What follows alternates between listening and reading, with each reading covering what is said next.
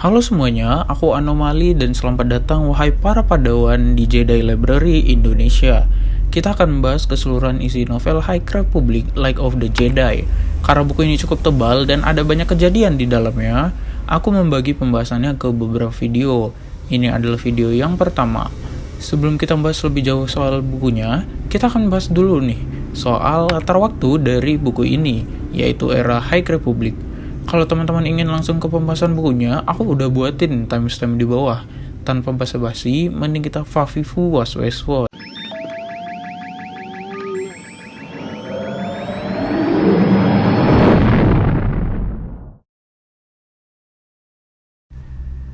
Berdasarkan penjelasan di YouTube channel resminya Star Wars, era High Republic adalah era di mana Jedi Order masih sangat aktif melakukan aktivitas di seluruh penjuru galaksi. Bersama dengan Republik, mereka membentuk pemerintahan demokratis yang sah dan berpusat di Coruscant. Mereka juga membangun pos penjagaan di planet-planet terluar.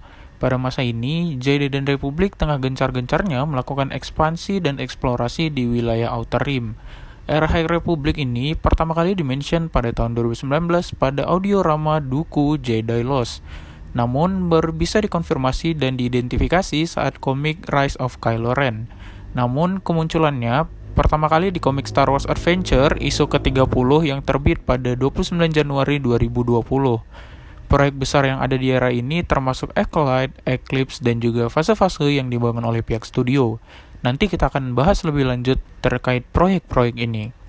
Kemunculan resmi pertama yang membahas High Republic ini terdapat pada short story yang ada pada Star Wars Insider 199 yang terbit pada 15 Desember 2020. Baiklah, kita masuk ke pembahasan kisah yang ada di dalam bukunya. Ilustrasi dalam novel ini terdapat pada buku Star Wars High Republic Great Jedi Rescue yang ditargetkan untuk pasar golongan anak-anak dan remaja. Kejadian yang terjadi di dalam Great Jedi Rescue persis dengan buku Light of the Jedi bagian 1, yaitu rencana besar hyperspace.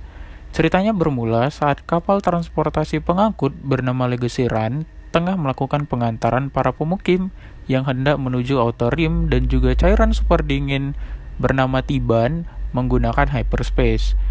Di tengah-tengah perjalanan, Legacy Run mengalami tabrakan dan membuat kapal tersebut terpecah menjadi beberapa bagian dan masih berada di dalam hyperspace. Penyebab terjadinya kejadian ini masih belum terkonfirmasi hingga akhir bagian pertama. Saat itu, di sistem Hetzal, seorang pengawas yang berada di ujung sistem menangkap sinyal aneh dari layar pantaunya. Dan tiba-tiba saja sebuah objek proyektil tak dikenal dengan hampir mendekati kecepatan cahaya menabrak salah satu bangunan yang ada di sana, hingga menimbulkan ledakan yang teramat besar. Beruntungnya saat itu, ia sempat mengirimkan sinyal darurat ke planet utama mereka. Menerima sinyal darurat itu, sang menteri planet Hetzal dan para anggota yang berada di sekitarnya mencoba mencari tahu apa yang tengah terjadi. Namun, semua jalur komunikasi menuju pusat kejadian telah terputus. Mengingat sistem Hetzal merupakan pusat pertanian dan agrikultur, tidak terdapat teknologi pertahanan dan militerisme yang cukup maju di sini, sehingga sangat mustahil untuk mempertahankan diri dari bahaya. Akhirnya, Menteri Zefran Eka memerintahkan rakyatnya untuk segera melakukan pengungsian dan keluar dari sistem Hetzal, guna menghindari korban jiwa yang lebih besar. Masyarakat Hetzal terpecah menjadi beberapa kelompok pada saat tersebut. Ada kelompok yang langsung melakukan pengungsian, ada pula yang tetap melanjutkan aktivitas dan menganggap bahwa ini hanya kebohongan belaka yang dibuat-buat oleh pemerintah, seperti Wakanda. Semakin lama, semakin banyak bagian di sistem Hetzal yang terkena tubrukan dari proyektil tersebut. Karena benda ini mendekati kecepatan cahaya, mustahil banget nih untuk dapat menangkap sinyal dari teknologi yang ada di sistem Hetzal tersebut. Sehingga terjadi kekacauan besar di seluruh sistem Hetzal. Masyarakat yang tadinya tak percaya mulai berhambur meninggalkan planet kediaman mereka dikarenakan komunikasi yang terputus dengan rekanan mereka di sistem luar. Menteri Zefran Eka tak punya solusi lain. Ia meminta bantuan Republik untuk menangani masalah ini, meskipun ia tahu bahwa pasukan Republik cukup mustahil untuk bisa tiba ke sistemnya dari pusat galaksi dalam waktu yang lebih cepat daripada tibanya proyektil tak dikenal tersebut. Namun, harapan akan selalu ada.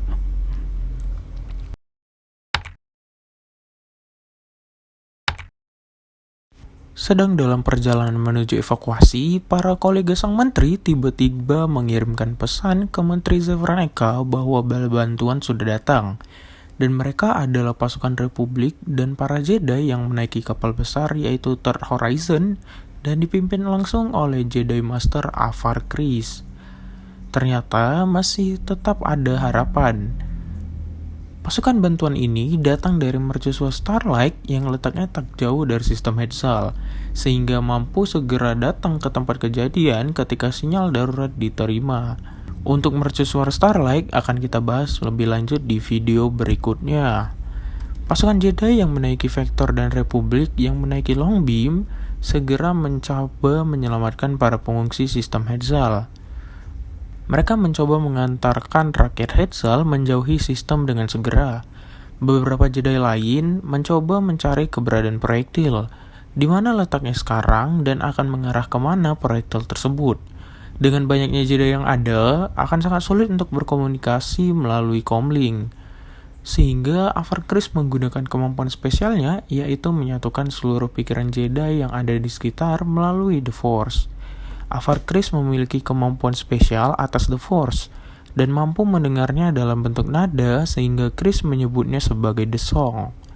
Di suatu tempat di sistem Hetzal, seorang Jedi bernama Teami bersama dua rekannya dan seorang Padawan tengah menaiki Vector dan menemukan cara untuk menghentikan proyektil asing dari menghantam bagian sistem Hetzal. Dibantu dengan dua pemimpin kapal Longbeam, Teami mampu melakukan serangan yang dapat menghancurkan proyektil yang hendak menabrak. Namun, seorang Padawan dari Jedi Master Nip Assek dan berasal dari bangsa Wookiee, Buryaga Agaburi berteriak akan suatu hal.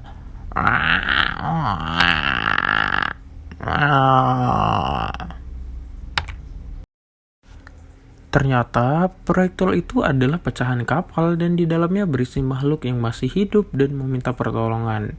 Avar Kriss yang mampu mendengar seluruh kejadian di sistem Hetzal dari Third Horizon kemudian memperluas inderanya untuk memproyeksikan jumlah pecahan kapal yang masih berisi makhluk hidup. Setelah mengetahui bahwa ada sekitar 10 pecahan kapal yang berisi makhluk hidup, maka Avar Kriss menyampaikan kepada seluruh pihak yang ikut dalam operasi ini untuk segera mengganti misinya. Yang semula tujuannya hanya untuk melakukan evakuasi penduduk dan penghancuran proyektil, telah berubah menjadi pengungsian dan penyelamatan makhluk di dalam pecahan kapal tersebut. Hal ini dikarenakan slogan dari Republik itu sendiri, "We are all Republic." Sehingga Jedi memiliki rasa tanggung jawab untuk menyelamatkan rakyat Republik lainnya di galaksi. Beberapa saat kemudian, kedua pilot Longbeam menemukan cara untuk menyelamatkan proyektil dengan menggunakan kemampuan telekinesis milik para Jedi, sehingga mampu memperlambat laju proyektil tersebut. Lalu menarik pecahan kapal tersebut menggunakan kabel penarik Longbeam dengan perhitungan matematis yang tepat. Teami dan ketiga Jedi lainnya akhirnya mencoba melakukan percobaan penyelamatan. Namun, itu sangat sulit dilakukan karena The Force memerlukan kemampuan untuk fokus yang cukup tinggi.